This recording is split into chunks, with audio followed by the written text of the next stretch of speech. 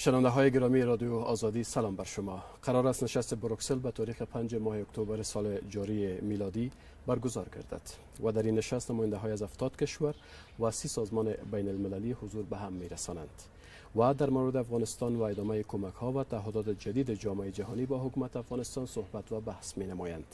اینکه حکومت افغانستان تا چه اندازه آمادگی دارد و تا چه اندازه کارکردهای حکومت افغانستان مورد قبول جامعه جهانی قرار گرفته است، در این مورد مصاحبه اختصاصی را با محترم فرانس مایکل ملیبن، نماینده خاص اتحادیه اروپا برای افغانستان تنظیم نموده ایم که توجه شما را به آن معطوف می‌داریم. Thank you very much Mr. Ambassador for giving us the time for this. جناب آقای سفیر از اینکه وقت داده تا این مصاحبه صورت گیرد سپاسگزاریم.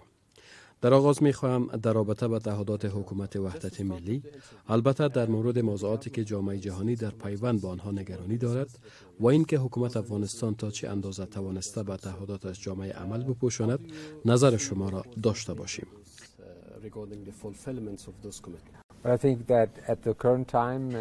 با فکر من حکومت افغانستان در پیوند به تعهدات قبلیش به خوبی عمل نموده است، ولی کاستی های هم وجود دارد. به صورت کل دستاوردهای حکومت افغانستان قناعت بخش است و این دستاوردها با جامعه جهانی نیز شریک ساخته شده است. موضوع مهم این است که در نشست بروکسل روی یک موافقتنامه جدید صحبت و این موافقتنامه امضا خواهد شد تا جامعه جهانی بتواند با کمک‌هایش با حکومت افغانستان به گونه استثنایی و دوامدار ادامه بدهد تا زمینه اصلاحات در افغانستان را مساعد بسازیم.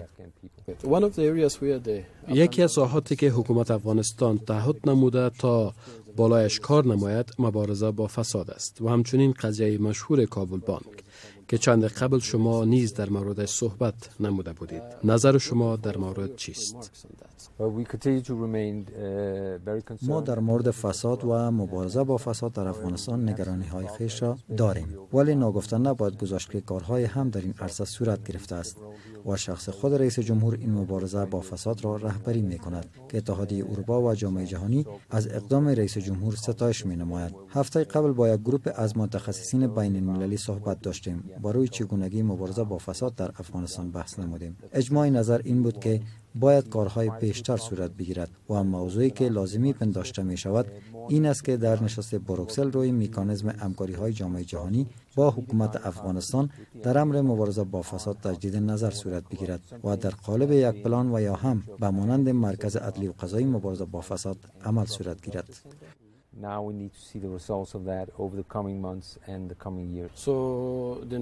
آیا جامعه جهانی از کارکردهای حکومت افغانستان در رابطه با قضیه کابل بانک رضایت دارد؟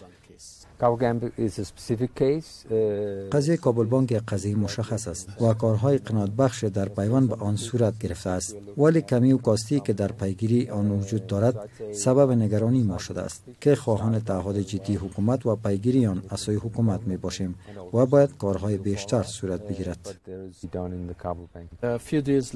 چند روز محدود به برگزاری نشست بروکسل مانده. آیا فکر می کنید که تنش‌های موجود میان رهبران حکومت تأثیر منفی بر نتایج نشست بروکسل به جا خواهد گذاشت؟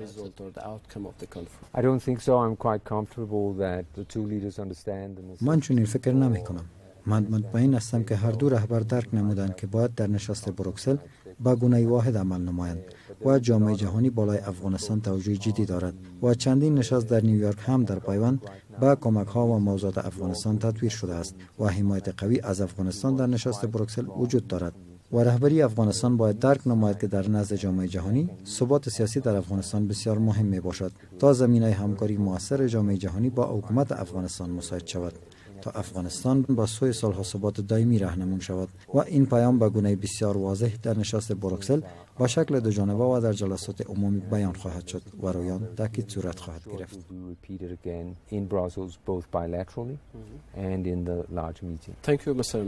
در روزنامه گاردین در پیوند به مهاجرین افغان مطلبی به چاپ رسیده است که گویا شرط عمده در نشست بروکسل و ادامه کمک‌های جامعه جهانی این است تا حکومت افغانستان مهاجرین افغان را بپذیرد. نظر شما در این مورد چیست؟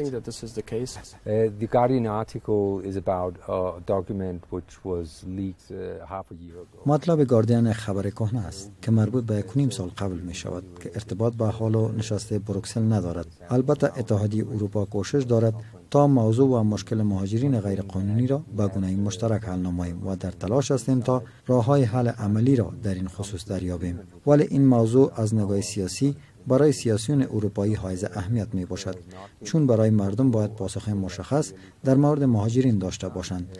در غیر آن برای آنها از نگاه سیاسی به مثابه یک چالش عمده باقی خواهد ماند. ما در پیوند به این موضوع و پیشرفت‌های دست یافته ما آرزو داریم تا در آینده در این عرصه به تفاهم برسیم و در نشست بروکسل بالای موضوعات عمده تمرکز صورت خواهد گرفت و البته در مورد آینده و انکشاف افغانستان صحبت خواهد شد.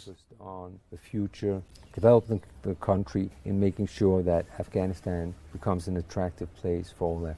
One of the points which have been raising یکی از موضوعاتی که مکررن در افغانستان مطرح می شود این است که کمک‌های بین المللی باید از طریق حکومت افغانستان به مصرف برسد و در این زمان موضوع ظرفیت نهادهای مالی افغانستان نیز باید در نظر گرفته شود. نظر شما در این رابطه چیست؟